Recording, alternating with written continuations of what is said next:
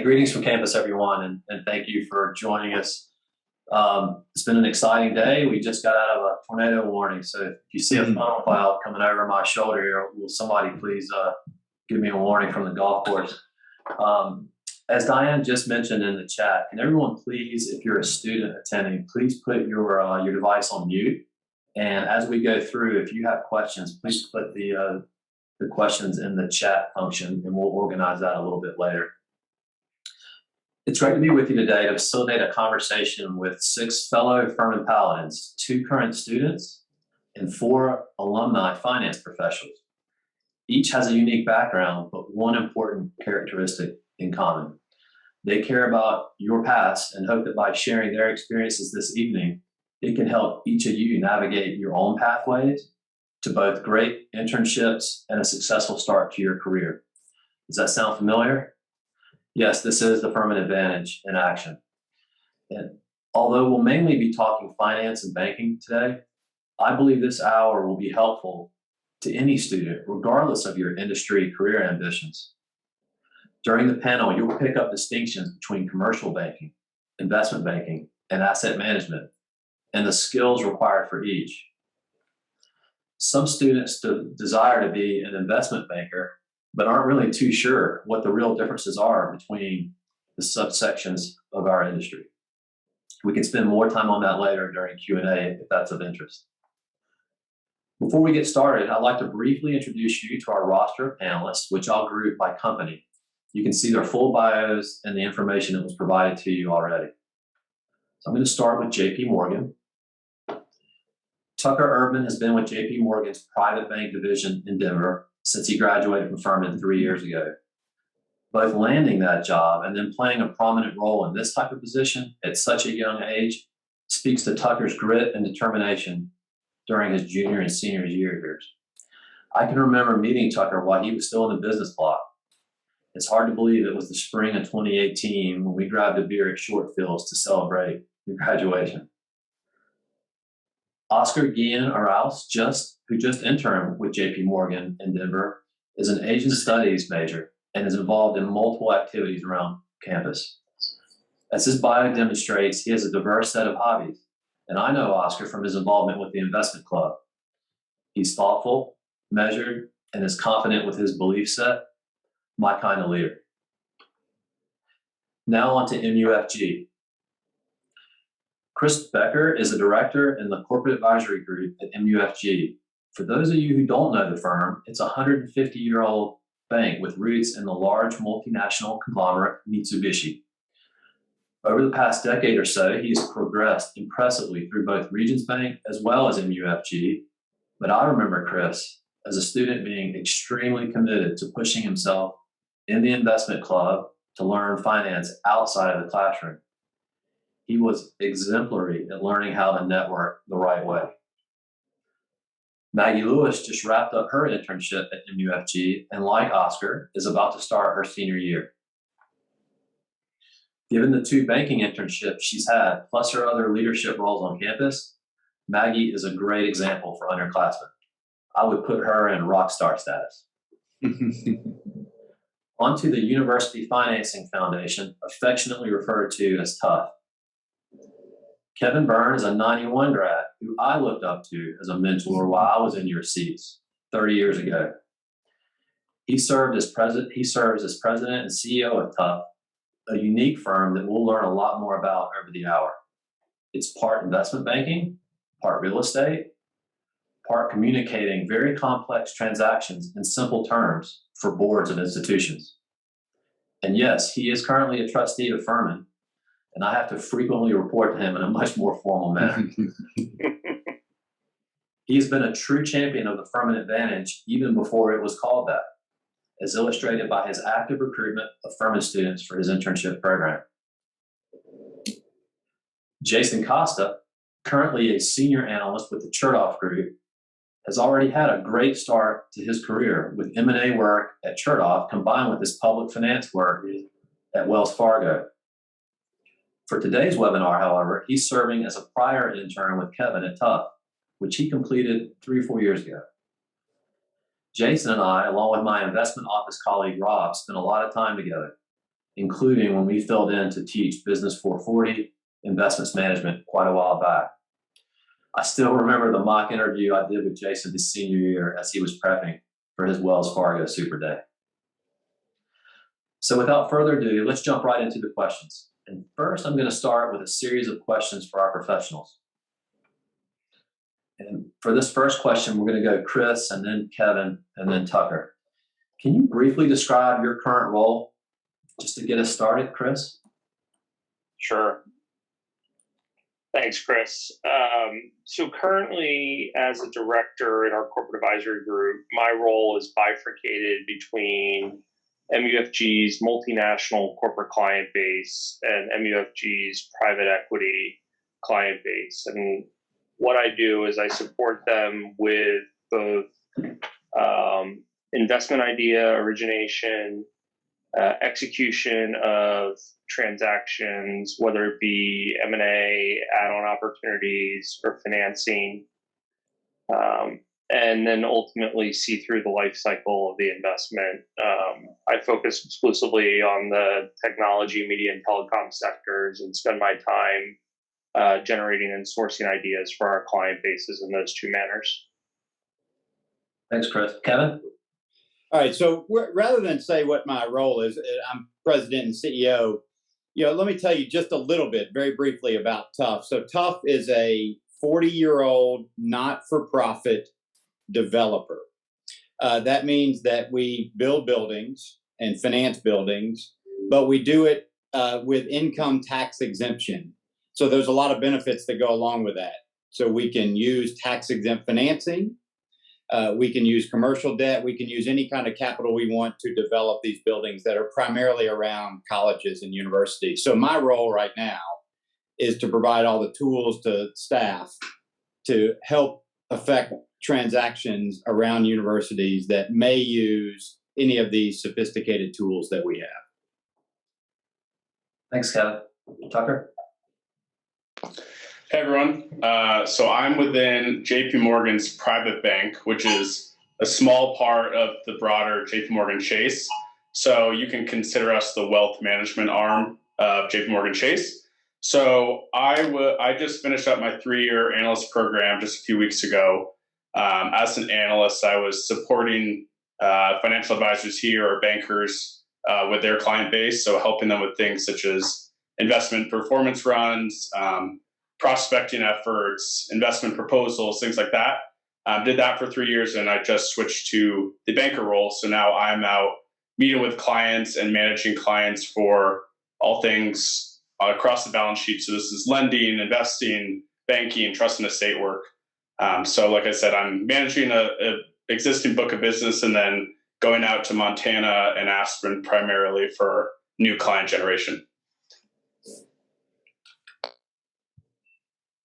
Thanks, Tucker. We're going to stay with you as we shift over. And if any of you heard those noises, now I seriously need you to look over my shoulder and tell me if there's a funnel cloud.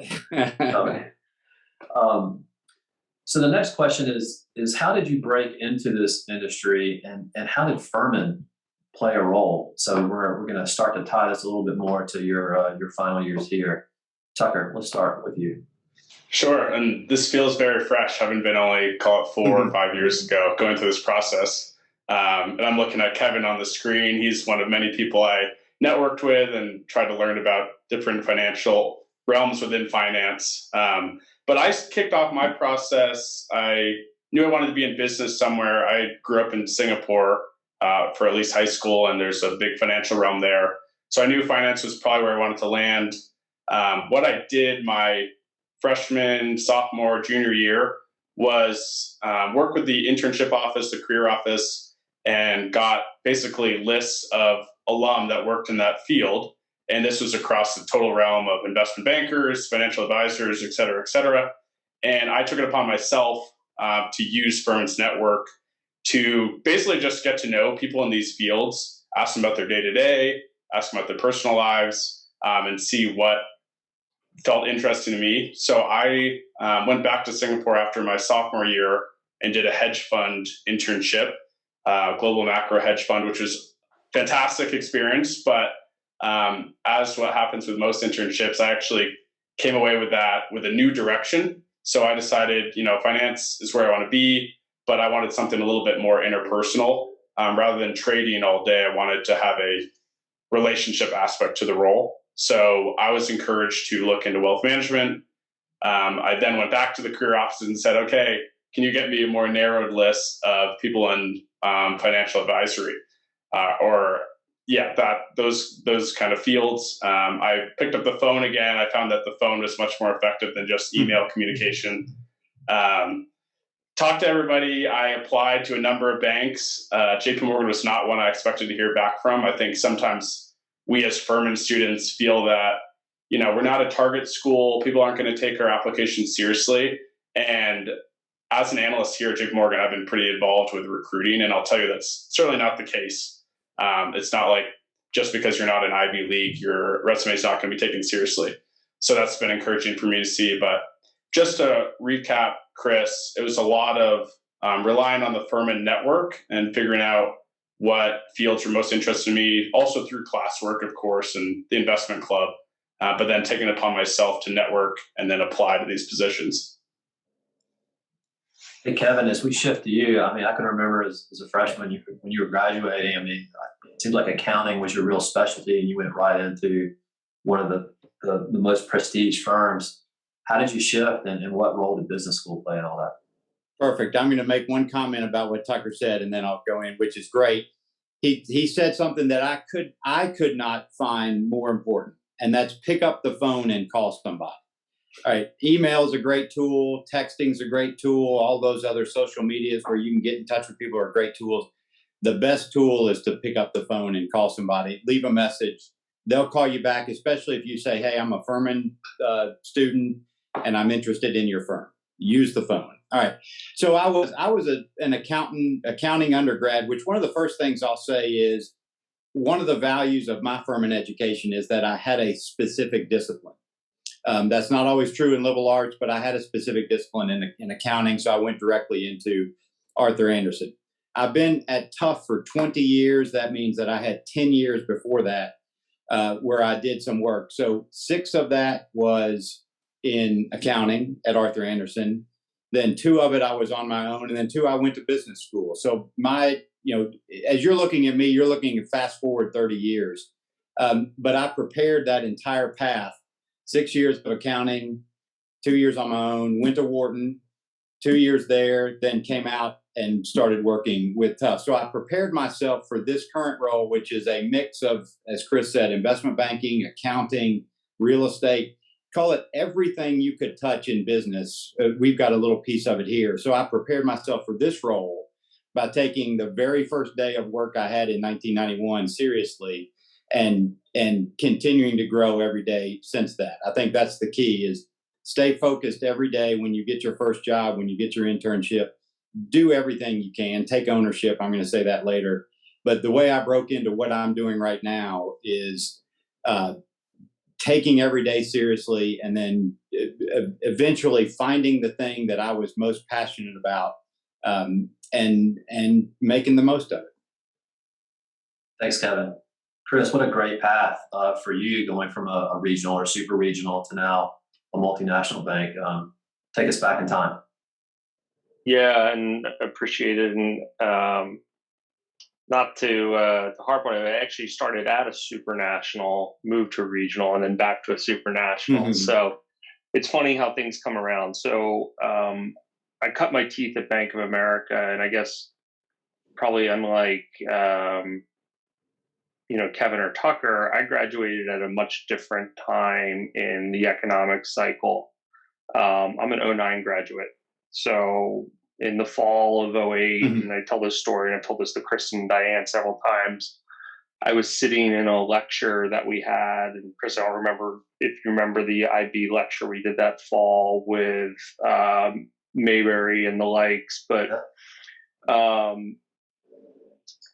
they were talking about mergers and acquisitions, and that became very interesting to me. But it was funny because the question that came out of that was, well, how was Bank of America able to acquire Merrill Lynch over a weekend? right? And how did Lehman Brothers fail? And so that kind of perked my curiosity. And unfortunately, wasn't able to land something upon graduation. Did a few things that took me to Atlanta, and it was kind of in Atlanta as the market and the economy recovered. I kind of really set out on a networking journey.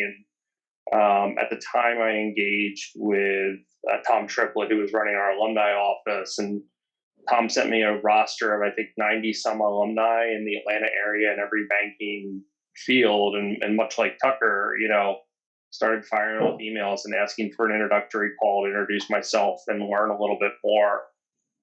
What I found out of that process was I developed a very good story for who I was and what it was that made me unique and why I had a skill set that I could bring to the table and be effective in whatever it was that I was looking to pursue. And what you learn is that individuals will grasp onto that.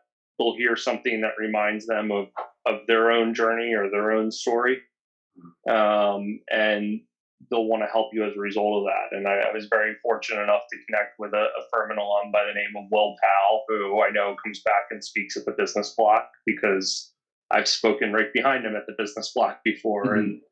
And he got me connected at Bank of America, which is where I kind of started my career, actually doing TMT banking down there. Moved to Regions, and then was lucky enough to find MUFG and have worn a couple different hats in my career. And I think kind of the important thing I didn't appreciate as a senior or junior in college was what it took to help evolve that career. And what I will often tell people that are in their early stages is it's about two things in my observation. It's about identifying your brand and having a good sense of that and self-knowledge of that and being able to articulate that story. And then being the investment banker that I am, it's about the attention to details, right? And the two are interconnected because I think the attention to details is what drives your brand and your perception of others, right? And so your ability to do detailed work, to build detailed models, to be the person that people go to for information because you're on top of it and you have the right information at your fingertips at the right time. Those are good reputations to have and allow you to find avenues that you might not have thought were attainable when you started your career. I started in commercial banking, and now I'm doing M&A for one of the largest global firms out there. So, I didn't think I'd get there, but I did. Kris, we're going to stick with you, and these next two questions are going to be first more macro level, and then we're going to start to tie some things back to our audience and stuff that they can be thinking about specifically. Given the current economic environment we're in, can you just kind of briefly hit one opportunity or challenge of your specific work that's somewhat unique to this current environment, Kris?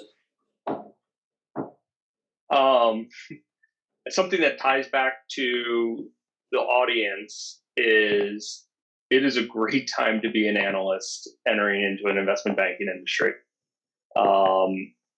M&A volumes are at all-time levels. We just closed on the third consecutive quarter where global M&A was above $1 trillion in volume, which is, a record level of activity. There's no signs of it slowing down. And I will say, having, been in New York for 3 years and, been kind of on the street for 12, this has been the most active I've seen it. And I think, the pace is going to continue. Obviously, cycles do happen, but I think there is a lot of capital out there available to help finance these deals and pay for these deals, whether it be private equity money or public market money or cheap debt capital from banks like myself that will allow the cycle to continue. And so I think it's a great time to be considering opportunities in this field. I think it's a field where you see a lot of different things and you learn a lot. That's not an ad. I mean, I am hiring, but, I think just the competitive dynamics for analysts and associates right now at the junior level in our industry is unbelievable. And there's opportunities that, I wish I was eligible for. That's how good they are. So, Kevin, a little different role there, but tell me about a challenge or an opportunity, something that's going on in your world. Well, the theme is exactly the same. There is a talent shortage right now. And so as if I were one of 41 participants in this Zoom call right now, I would be thinking, how can I enhance my skill set so that I can be valuable to the public? Because I long for young talent that can do the work that anybody can do, but I yearn for that talent. So that's one of the biggest challenges, if not the only challenge that we have right now.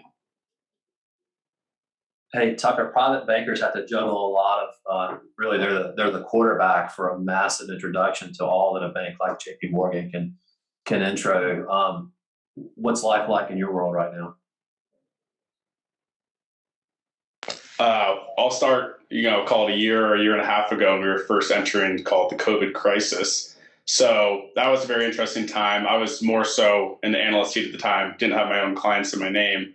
But if you can imagine, 5% drawbacks in the market day after day, we're talking late March 2020. Advisors, I'm sitting next to people in their cubicles, they're on the phone constantly with clients because even though our clients have extremely large balance sheets, investors tend to be fairly irrational. So when markets are going down, even though everything you read and all the textbooks you read in college tell you, it's not necessarily a good time to sell when the market's dropping so quickly, people need to be reminded of that because it's a very psychological thing. So that was a very fascinating aspect of trying to talk clients off a ledge of liquidating their investment account just because it was down 20 to 30%. So that made for an interesting time. But JP Morgan actually, is a very quick recession. It presented a lot of opportunities for us as well because one of the advantages of being at, say, a large bank like JP Morgan is the safety of our balance sheet. So in times of crises, people tend to flock to safety, and people see a balance sheet like JP Morgan as safety. So a lot of people are moving their investments to JP Morgan, their banking especially. So that presented an opportunity. And then to continue along with macro economic field right now, low interest rates are huge for us. So mortgage, like you've all read, the housing market is totally on fire right now, especially here in the Rocky region with people working from home and moving out to the mountains. Mortgage business has been on fire with the low interest rates. So that's one thing I love about being in this business is one, the psychological aspect and having those conversations with individuals, and it's all catered to their personal balance sheets and their goals. And then the fact that the way the market moves every day changes your conversation. So you got to have an eye on the market, but also have an eye on your clients' personalities, their balance sheets and whatnot. So I just very quickly kind of went through all of our participants and changed the windows, and I see some youngsters I know well, Paul and Caden and Jack and Nikita. So for our pros here, I want you to think about kind of the individual side of these students that are in our audience today, and don't stay kind of high level, but give us some real specific attributes that you look for. And Kevin, I talk to you every year when you're getting ready to think about interns, whether it is for an intern or for your full-time hire. And Kris, this may apply more to you. Can you just tell us what exactly you're looking for in terms of making the decision? What are the differences? And we'll end with that question with you guys and then shift back over to our students. Yeah. So the one thing I know that I cannot expect is that somebody has deep 501c3 tax exempt, not-for-profit real estate skills. I don't think anybody on this call that's still at school has that. All right. So I've got to look for more global things. And, and I bet Kris and Tucker would say the same thing. Curiosity. That is number one. Curiosity. All right. But not just curiosity. You've got to have conviction. So anytime I'm in a meeting and one of our interns or staff people will say something, I'll ask a question. And the question may or may not be to get to an answer, but I want to see their conviction. I want to see how much they know about the subject that they're talking about. So not just curiosity. I want you to swim to the bottom of the pool. We always say, go to the bottom of the pool, but then have conviction when you come back up to the top. All right. You need to have some technical capacity. Now that may come from reading, but it also could come from any of the business classes, whether it's accounting, whether it's marketing, but some specific technical talent, technical skill set. We want initiative.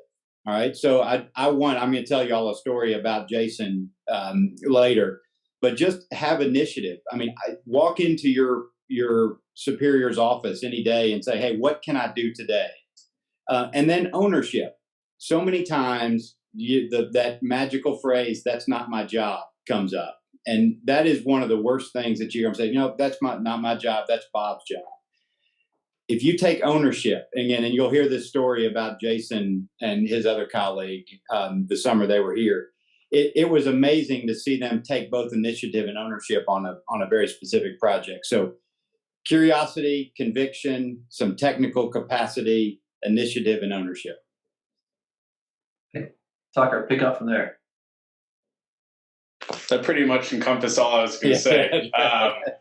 Two other things, and these are implied with what Kevin was going over, but work ethic, and I will add soft skills to that too. This is for, of course, wealth management, but really in any professional role outside of finance too.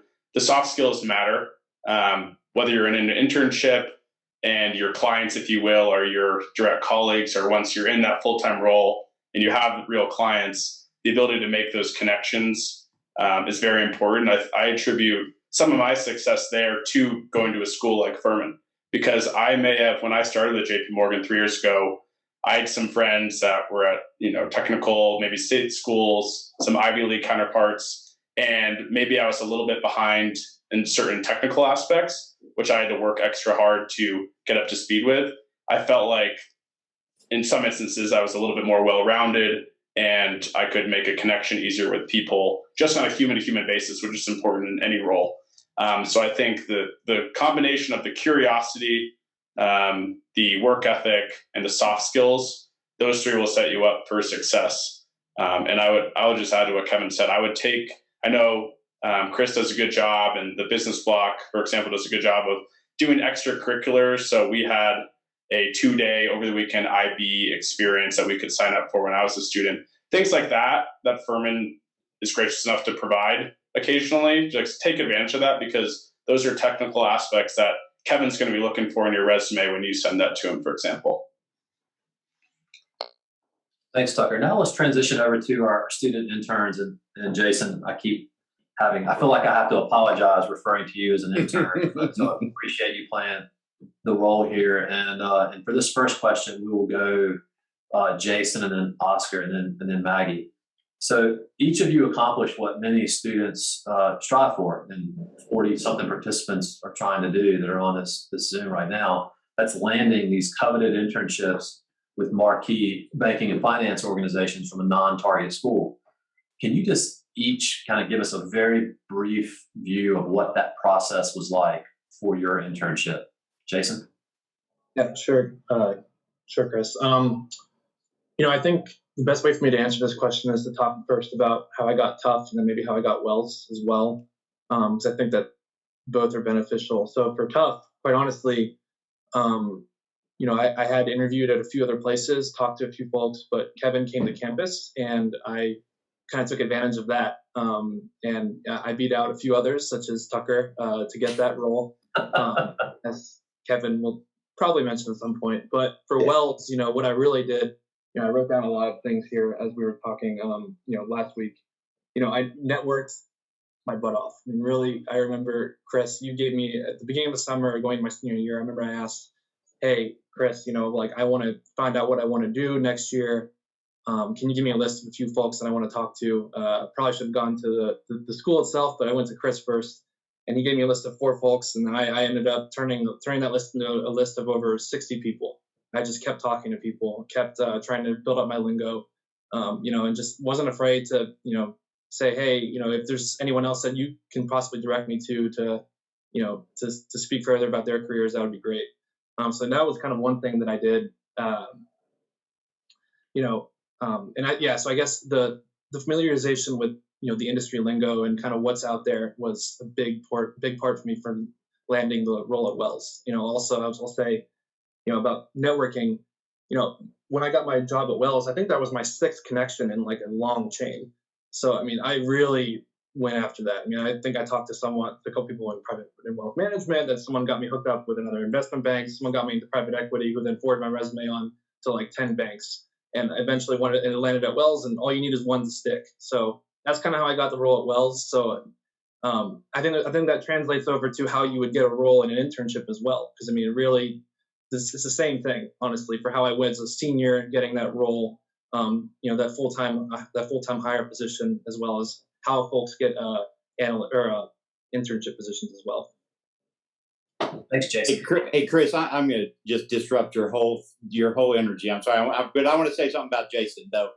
All right. So one of the reasons why he got this job was his honesty and his authenticity in the interview. So that's a key so Jason, why don't you tell 30 seconds of your story? You transferred to Furman, and literally it was probably your first couple of weeks on campus when you had an interview with me. That's correct, Kevin. Yeah, that's a big part of the story as well. I was a member of the baseball team, no longer at Furman, unfortunately.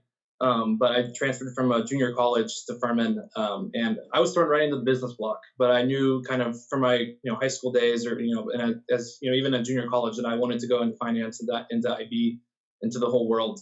I didn't really know as much as some other folks at Furman, but I really busted my tail. I remember Kevin actually asked me how a DCF works, and I fumbled through the answer good enough, and then somehow tied it back to baseball. And Kevin liked it enough to give me a role. Yeah. But you were honest about it. I'm new to Furman.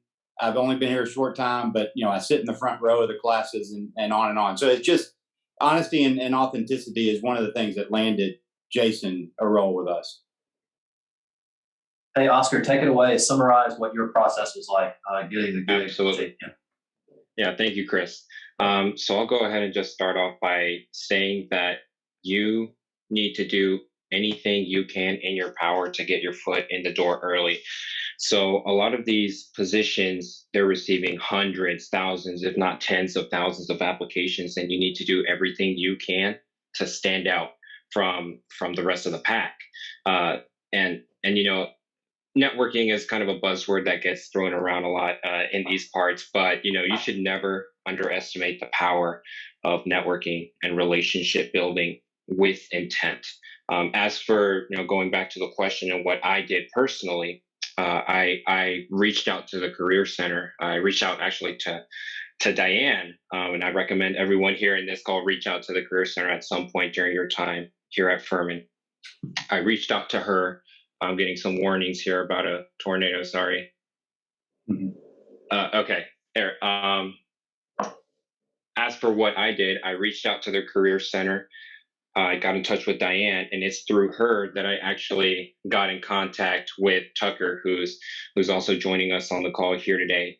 And one of the first things I remember him telling me was, I submitted my information over to the Career Center over a year ago, and you are the first person to reach out to me.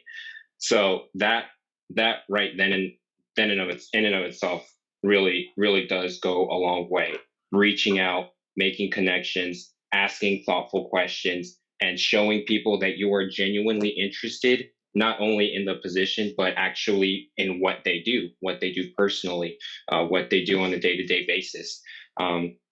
So yeah, biggest takeaway here, trying to get your foot in the door as early as possible before, if you can at all, before they start reading those applications. Thanks, Oscar. Maggie, how about you? I'm not going to harp on the networking point again too much more, but obviously that played a huge role in, where I ended up. But as far as kind of the process for me, it was a little bit different. So I worked at a smaller middle market investment bank after my sophomore year, and I had a really, really good experience there. And so that kind of showed me that culture and access to senior bankers is something that was super, super important, to me. And so as I went into the main recruiting process in the fall of my junior year. That's something I definitely, had in the back of my mind. And I think I started talking to people my freshman year.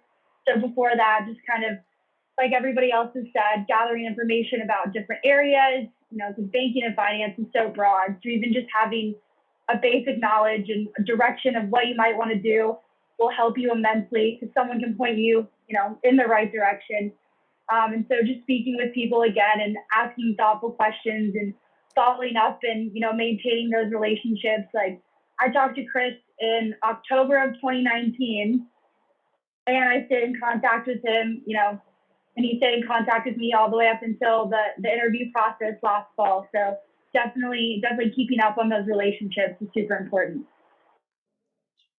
Awesome, Maggie. I'm going to stay with you on this next one. And for this next rapid fire question, I'm looking for a 1-sentence, just concise answer.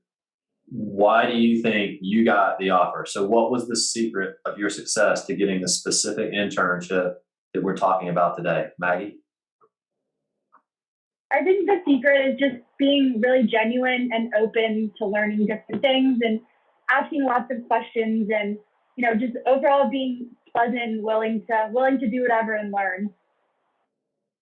Oscar? Yeah, so I think the 1-sentence answer here is I knew I got the job when I thought to myself after the interview that this felt more like a conversation than it did an interview. So to delve in on that just a little bit more, you want to avoid it from being very one-sided. You are interviewing the firm and the people you're going to be working with as much as they are interviewing you. So you want to come prepared with questions, very thoughtful questions, research the firm, try to research the people that you're going to be interviewing with if at all possible as well, and just come with very thoughtful, focused questions when you're face-to-face or speaking to them virtually. Hey, Jason, you and Kevin both sort of touched on this a little bit earlier, but if you kind of got beyond just your authenticity and just kind of opening up during, what do you think it was? Because there were some other really good people on that list. I remember that year that Kevin's talking about. What do you think got you there? Well, I think it was Dr. Summers actually, putting a word in for me for Kevin that really I think I tried to go above and beyond. I was really genuine when I was talking to Kevin. I wanted to open myself up fully. I mean, I really don't know how else to say it. I think I could probably add some more context, Kris, to my interview with Wells, if that would be helpful. But yeah, sure. Go ahead. Yeah, so for that, I kind of echo some of the things that the other interns said. But I actually had over a list of 100 technical questions that they were going to ask me, and I very much memorized the answers.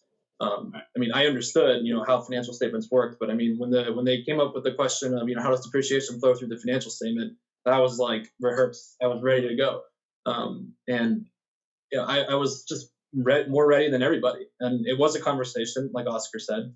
I came out of that. I remember, Kris, you called me and you said, how'd it go? And I said, if I don't get this offer, I don't know what I'm going to do. And then I got my future MD, and that was it. It felt right. I was ready for modeling. I was ready for the questions, and I knew what I wanted to do. The last thing I would say too to that, when you guys are preparing for, you got to be familiar with the industry. I can't stress that enough. You got to walk the walk and talk the talk a little bit. So one thing I did in my senior year, when I came out of my internship at Tufts, is actually, Kevin, you probably remember this, I continue to send daily updates, for all the way through November. And yeah, Kevin, you probably were reading it, but it was daily market updates, basically about, how commodities were moving, how, the stock market was moving, how bonds were moving, any news that the government was impacting the treasury bonds. I was staying in the loop, which really helped me kind of be prepared to talk about the economy. A lot of interview questions were like, hey, what's your opinion on the economy right now? Like, if you were doing this, why would you do this? Why would you do it this way? Kind of things of that nature. So, just reading the Wall Street Journal, staying in the loop was also a big factor for me. I was thinking if we had time, as you were prepping for that one, Jason, you remember that mock interview we did and some of the behavioral stuff that completely threw you off? You were so focused on the technicals. Yeah, that's exactly right. And that really opened my eyes, because when I got asked a few of the brain teasers in the interview. Unfortunately, I think they pulled it straight from the same website I was reading. So I answered it, and they were like, "Wow, you really thought through that on your feet." And I was like, "Yeah." No, but it did take some thought to kind of walk through those and to think about it in a smart way and portray your answer. But yeah, that interview I had with you and Rob I still think about that as crucial to me landing that offer at Wells. We always have fun with those, and Jason, I'm going to stay with you, and this is kind of different because you got to go back 3 or 4 years. But when you think about your experience in Atlanta with Kevin, can you give me like a strong kind of one sentence? What did you most get out of that in terms of experience, whether it's technical or the soft stuff?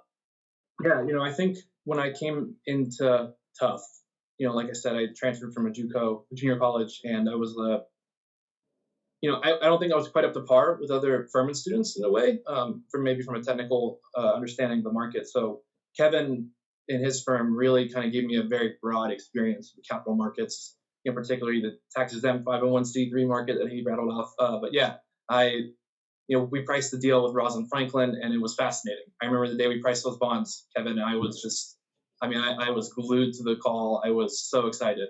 So I just was, really excited about the exposure to the capital markets and broader market in general.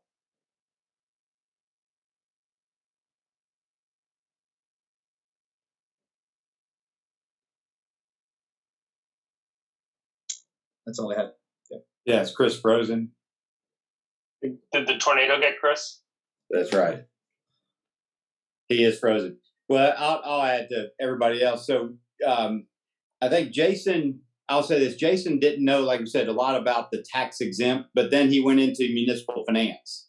So not only did he study all of the books that Chris told him to study, but he learned a lot about the lingo just in spending that summer with us. I'll tell you all that now real quick, and Chris, if you do pop up, just holler, is that that summer, Jason and Chad Rollins were both interns. And at near the end of the summer, they walked in together. They said, "Can we do a project?" We said, "Well, yeah, sure. What project?" And we were pursuing a project out in California related to student housing for the entire University of California system. And I said, "Absolutely, you all can do this project." Meaning, give us the proposal that we would make to the University of California system.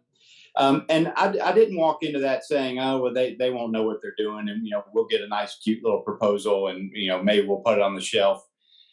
I said, no. They're going to produce something. So what's really interesting was they did it. They did it very, very well. So much so that we've made very few changes to the proposal. And then not Jason, but Chad got to fly out to California, hand it to the CFO of the University of California system, which is one of the things we do. I don't trust FedEx. I don't trust the mail. I do. But when we have an opportunity like this, we literally got on a plane. Chad got on a plane, flew it out, shook hands with the CFO. He had a routine of 6 things that he was supposed to say. And he did all that. So I'm going to tell that story to say it was about initiative, that they came in my office, and then it was ownership. They did the job well. It was amazing to see only in 3 months that they could take most of what they learned about a very, very small subject matter within this world, and then they turned it into a real project that we were pleased to be able to present to the University of California system. And I'll be happy to report, Jason, we did not get that project, but they had come back to us in about 3 or 4 other occasions where they've said, because you all wrote this proposal in the way that you did, we wanted you to be involved in a couple other projects. So they opened the door for us in a number of other things in California. All right, Diane, did we waste enough time to get Chris back? He's back. Hey, I think I'm back, and there's no tornado on me. So, how about Oscar? All right. I'm sorry. Could you please remind me what the question was again? Yeah, what would you say would be the biggest takeaway in terms of what was the most important thing you learned during your internship this summer? Yes. Okay. So I would split it up into three separate things. All right. So for the first thing, do everything you can, do everything in your power to try and introduce yourself to the office, to the people that you are hoping to work with before you can. All right. So that's the first thing, network. The second thing goes back to what Kevin was talking about earlier about, curiosity. Fabrice, a very respected senior leader in JP Morgan, he said, he told us once during training that, and he quoted this: intellectual curiosity is very attractive. So by that, he was meaning, every time you come into the office, every time you meet with someone, every time you make any sort of first impression, you want to come prepared with questions. Prepare to ask people what their whys are. For example, why did you work at JP Morgan for 10, 20, 30 years? Why did you make the transition from Citibank to Bank of America, X firm to Y firm? Why is it that you come into the office every single day? What is it that's kept you here for so many years? So that's the second thing, intellectual curiosity. And for the third thing, I think you need to be honest with yourself and think, what is it that I want to take away from this experience? So at the end of the day, you can work here, you can work there, you can apply to numerous different internships, but you want to be honest with yourself and think to yourself, what is it that I want to take the most away from this experience? And that's really going to drive you and propel you forward to having those conversations with the people you do end up meeting during your time there. So those would be my three takeaways there. Hey, Maggie, I'm going to change it up for you just a little bit, given the unique situation that you've had over the past few years. So a different role last summer, which is very odd, and you were quite fortunate. So let's get a little bit more technical, maybe something that you learned or did this year, maybe through the lens of some of our audience that are coming up their sophomore or junior year, so they can start to hear as we transition in the webinar to stuff they should be working on. Yeah, so kind of like everybody has said, just keeping up with what's going on in the markets, what's going on in the news. I feel like we were at least in a little bit of a unique situation with the huge private equity focus. I think that's a little less, relevant and easy to find. When you get the Wall Street Journal notification, it's usually not a middle market private equity firm and what they are about to do. So I guess just kind of digging on your own to try to find that information in whatever industry that you're interested in. But I guess kind of going back to some learning takeaways, I think this summer compared to last summer, I spent a lot more time looking at companies from more of a credit lens and a lending lens than from more of an M&A lens, I guess you could say, from what I looked at in the summer before last. I was looking at more like proposed mergers, what we think that our clients should be doing specifically with this one company, and less with lending money to them per that perspective. Thanks, Maggie. And for the last question, before we open it up to some of the audience questions and then a few that had come in, as we're about 10 minutes out, knowing that Kris has a hard stop. Is there anything that we haven't already heard in terms of advice that you would give to sophomores and juniors when it comes to doing everything they can to land a spot in a coveted internship? And we've heard some similar themes. We've heard a few unique answers.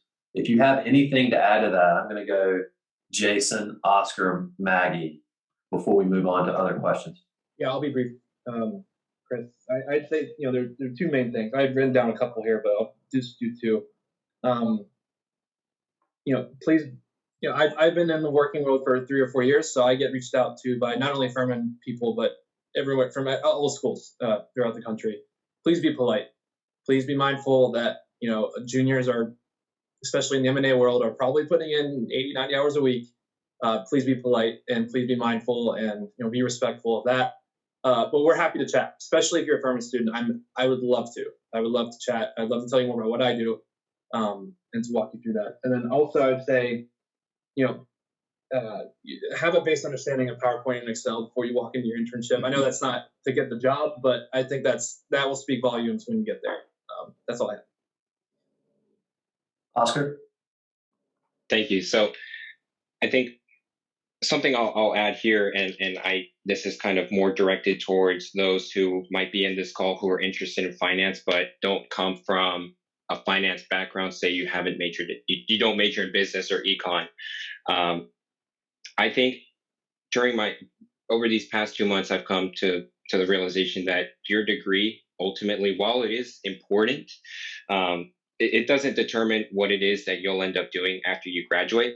So my three managers during my time at JP Morgan, they had an anthropology undergrad, they had a poli-sci, and they had history undergrads. And they were working in the most senior positions in the fastest growing office in the entire United States. All right. So I think that really goes to show just how much you can still do despite not having the traditional background. And last thing here, going off of that, that's an instant conversation starter.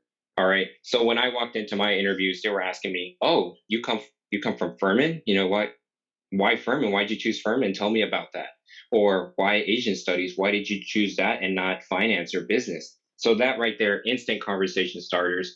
And that really helped not only make me stand out, but it really helped me show kind of the passion that it is that I had for personal finance on my own accord. So that's kind of what I had to say on that front.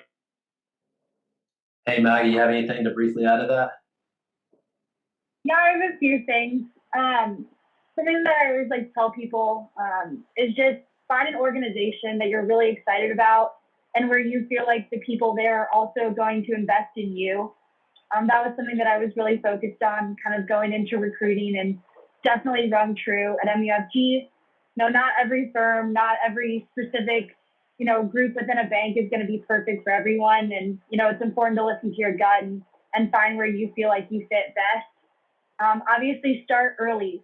The earlier you start, the better off you're going to be. People have a lot more compassion, a lot more willingness to help and ability to help the earlier you start. So I think, those would kind of be my two main things, I would say. Thanks, Maggie. And I'm going to screen a couple of these questions and change it up just a bit for the sake of time. Kris, knowing you do have a hard stop, first one for you, how different or similar was your experience working at a regional bank versus the larger bank in terms of deal flow? Yeah, it's a good question. What attracted me to Regions was an opportunity to move into somewhere different from Bank of America, which was a large bank, and I was working on, billion-dollar transactions. And when MUFG came, that was an opportunity for me to go back to doing what I was doing at Bank of America. And so for me, it was very much like wanting to be around larger deal flows, a couple more zeros behind the numbers, and being around kind of multinational transactions.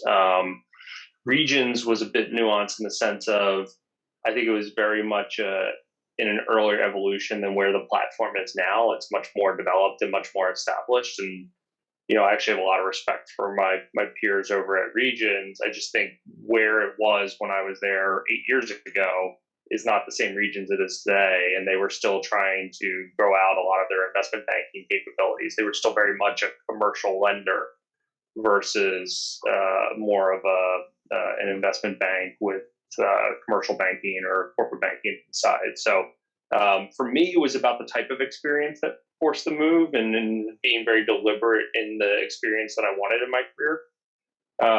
So that's kind of why I made the shift. Hey, I'm going to continue to rapid fire with you, Kris. Before we drop, is there one book? A lot of people talk about books that weren't important to them. Is there one book that's meant a lot to you? I read probably Barbarians at the Gate 3 or 4 times before I got into this business.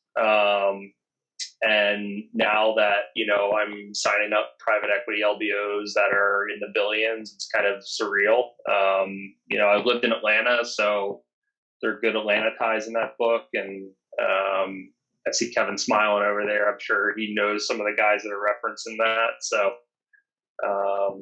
it was an interesting book. It was amazing for me to see the pockets of the deals that came around.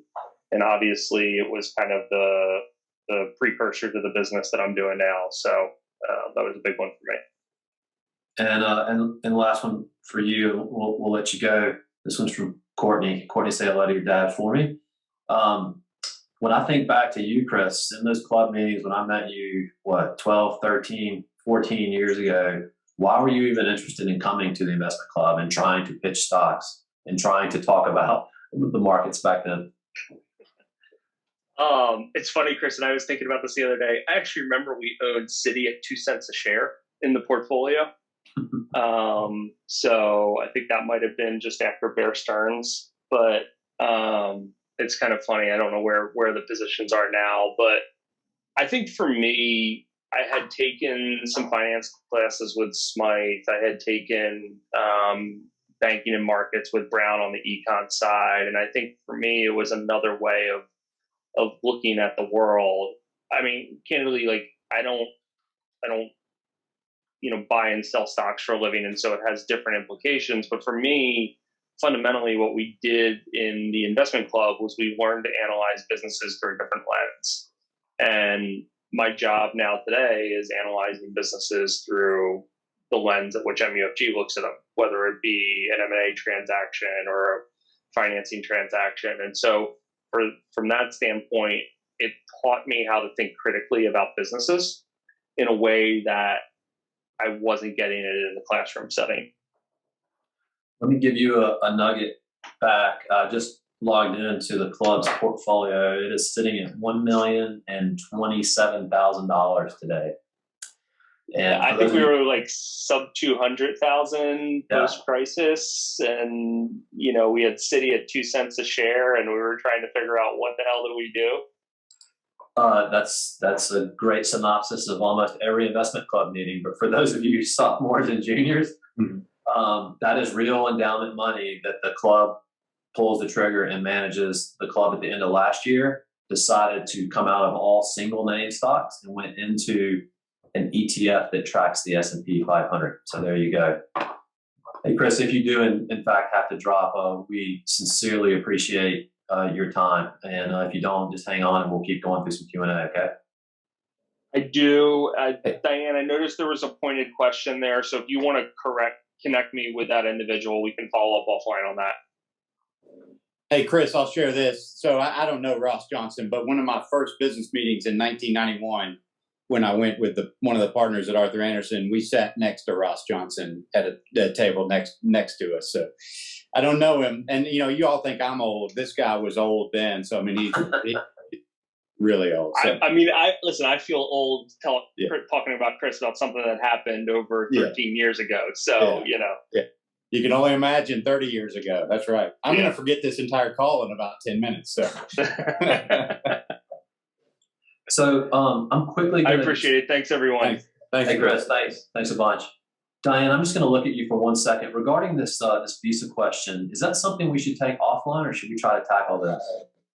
Well, I know traditionally with financial institutions, sometimes it is a requirement that an individual either has to be a U.S. citizen or have work authorization. So, if the panelists aren't sure what their own respective organization's policy is, I would invite any of our international students to come to the internship office so we can do a little legwork on their behalf and reach out to our contacts in the organizations. Yeah, I like that. I like that plan of attack there. Hey, Kevin, with your role in a large company, how have you effectively executed your role within Tough on both personal and team aspects? Yeah. Okay. So I'm going to refer back to some of the things I said about Jason. I'm authentic. If I don't know something, then am happy to say I don't know something, but if I do know something, I'm also happy to share it. So the way that I have effectively worked over these last 20 plus years here at Tough is just, plow ahead, figure something out. One of the things we like to say is, we don't know everything, but we want to sit around the table with smart people and figure things out. So how have we gotten things done? It's because we sit around the table and talk to each other and figure things out. So communication could not be more critical. You didn't ask me this, Kris, but I'll reference the answer to that with this is my favorite book is a very small book called A Message to Garcia. A Message to Garcia. All right. I'm not going to reveal the plot or anything like that. Most of y'all probably have not heard it. I recommend everybody go to Amazon, wherever, Kindle, go to even a Barnes and Noble if those are still around, and buy this book. Very small book. You can read it in 5 minutes. But I live by the message in The Message to Garcia every day. Again, I'm leaving you on a cliffhanger, but it's homework, and so if y'all do your homework, you'll figure out what the answer to it is. But it's being authentic, taking ownership. That's how I do it. It's the technical stuff comes.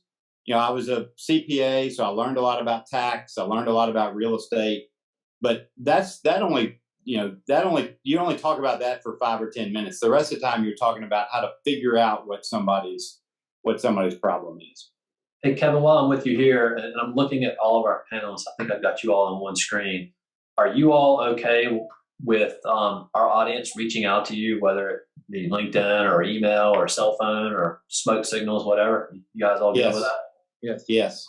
Okay, we'll cut that off. And if I'm staring at Diane, we're going to keep going with Q&A, even though we're a few minutes after 6. Kris, Kris, I'm going to totally steal so much of your energy, but I've got to step out as well, too. But I want to tell one story because one of the questions that you all have prepared us for is, what's something in an interaction with a Furman student that you want to use as an example of something that's good?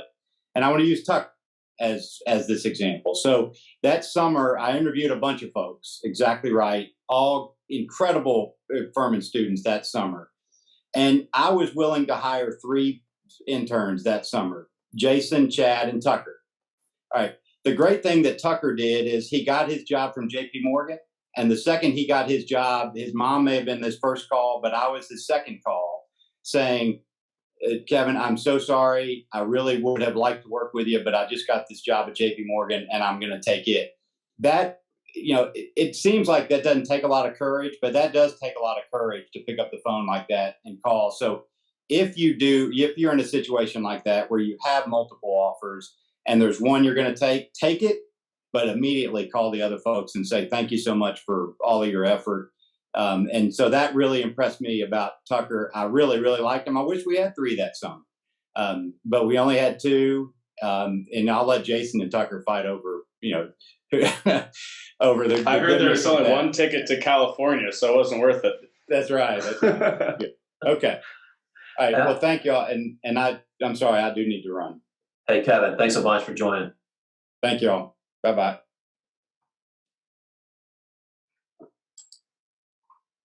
So, Tucker, you've been quiet for a minute. I want to kind of come over to you and think back, get you to think back to all those reach outs, all those contacts, all that networking you did when you were trying to figure out, and I think this will resonate with a lot of the students, some of the ones specific, juniors especially, that I'm looking at in the screen. You were kind of throwing spaghetti noodles on the wall, hoping something would stick. But I remember you during those times. I know you started leaning toward thinking about stuff in the investment club and asset management. At a school like Furman, what was helping you along the way? Was it coursework? Was it stuff you were doing outside, extracurricular? Was it your friend group from the club? In terms of deciding on which area of finance, is that where you're going? Exactly, yeah. Yeah, I would say more than anything, it was conversation. So the coursework definitely, it was great when I was a student. That's when they started offering a specific investments course. I did that with Dr. Handy in the later year. So the coursework definitely helped me get there. Like I did the business block early. So as a sophomore, And that was tremendously helpful because I was then able to kind of pick where I wanted to lead that internship after my sophomore year. And for those, I'm sure there's juniors and seniors on the call, don't think you're necessarily too late if you didn't do, say, a finance internship after your sophomore year. If you are a sophomore, I encourage you to do it, but it's not the end of the world.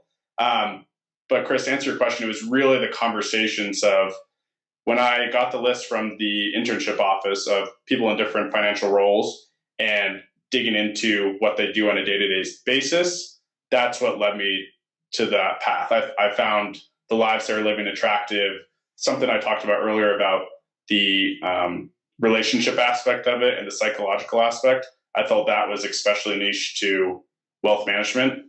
So it was more so that than the coursework. Thank you for that. And I'm going to kind of pick on you and Jason. We'll start with you, Jason. Now that you're in the role that you are and you're seeing some interns and juniors sort of come up and maybe through the interview process, you don't have to step into a few of those. What would you say is a pet peeve or something that these guys on this in the audience should definitely not do? Something that bugs you that you see out there, and if that's not easy for you to answer, something that they definitely should do in terms of a proactive reach when they're trying to get these internships. Yeah, I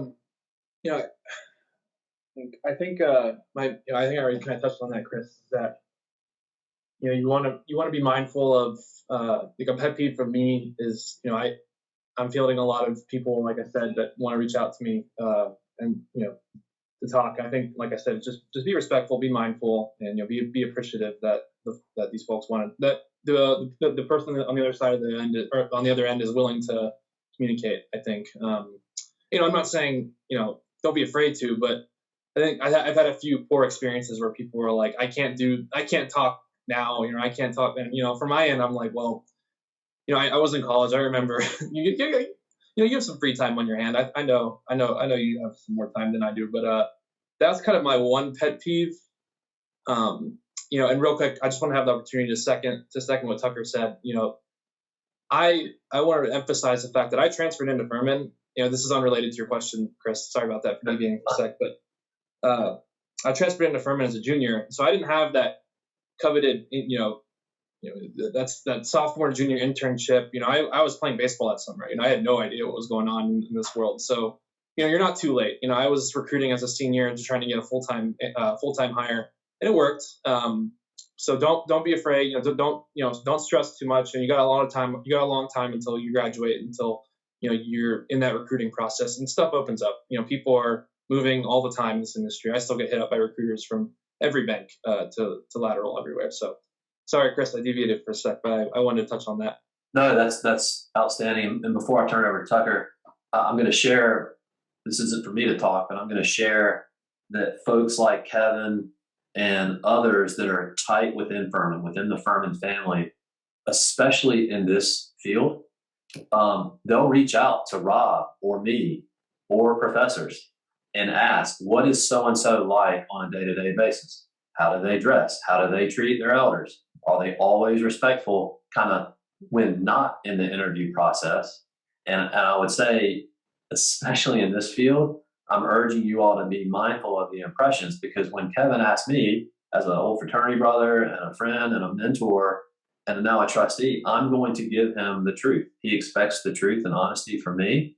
And the impressions that you all make on us around campus and on Lauren and Diane and Darby and Steve and everyone, we are asked for our opinions. So be mindful of that. I see a request to get ready to wrap this up. I think, Diane. Yep. Questions? You all will be receiving all the contact information from everyone on here. And remember, and I'm going to take a pause to reiterate one thing. Everyone in the Trone Center, whether it's specifically on the internship side or the career side, and we didn't spend a whole lot of time talking about all of those resources, their only job is to make you successful at this stuff. So please get involved with meeting them and let them know you and what you're like and what you're not like, what you're interested in. And that will make all the difference as you go through your sophomore to junior into your senior year.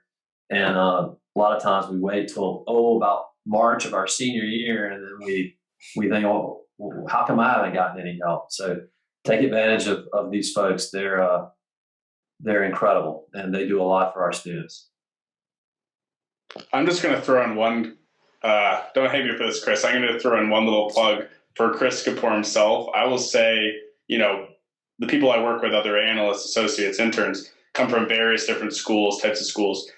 Not only is it rare to have an investment club like Furman does, but to have a resource, who's in charge of the endowment that is so willing to meet with students. And this is the first time I'm hearing Jason did mock interviews. I definitely should have asked Kris to do that when I was a student. But Kris is a unique perspective compared to just, say, your finance professor or your accounting professor. And it's a great value add. I think Kris, from my experience, has maybe a better grasp on what the real world is like in finance. Not saying our finance professors don't at Furman, but I think Kris has a unique perspective. So beyond just Trone, make sure you're building personal relationships with Kris, with your professors. Just utilize every resource, and that's going to set you up well. Tucker, thanks for saying that. And it just comes without saying, I was in your shoes 30 years ago. And so the only thing that I think through as I sit here, it doesn't matter about the MBA and the CFA and managing $1 billion. I just think, what do I wish I had when I was a student? And that's what guides me to talk with any of you and every one of you. If you want to, I'll make time. It'll be sincere. It'll be honest. Sometimes you won't want to hear the answer, but that's sort of how we roll over here. And really, really want to thank Diane, Lauren, Kristen, Steve, Andy, everyone over there for all that you guys do on a day-to-day basis. And if there's nothing else, Diane? I want to thank you, Kris. I want to thank our panelists. I want to thank our students, especially for braving the weather. We continued to get tornado warnings throughout the last hour, but none of us blew away. You're going to get a contact sheet. And I want to reiterate what Jason and Tucker and Kris and Oscar and Maggie and Kevin all said, that the hand has been reached out to you. Please take advantage. We're all here to help facilitate those connections. You're going to get the recommended books and reading. And then you're also going to get some available opportunities that are coming up with all these great organizations. So thank you all this evening. And we're going to look forward to seeing you in our offices soon.